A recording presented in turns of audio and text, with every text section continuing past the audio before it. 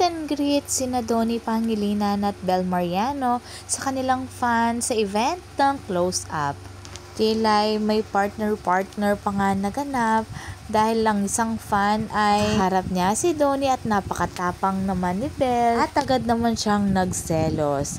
At si Bel din, meron siyang nakasama na isang fan na lalaki, talagang seryosong seryoso si Donnie na pinapanood niya ang dalawa dahil mukhang masama ang pakiramdam ni Donnie that time. At hindi naman mapakali si Bel Mariano, talagang worry siya sa kanyang nato. Hindi niya alam kung paano nga siya humingi ng tissue para iabot kay Donnie. Talagang kapag masama ang pakiramdam ng kanyang boyfriend, talagang napaka-clingy ni Bel kay Donnie. Dahil kulang na lang ay alagaan niya to sa mismong event. Yan ang gugustuhin natin kay Donnie kahit masama ang kanyang pakiramdam, talagang hinatid niya sa car si Bel dito.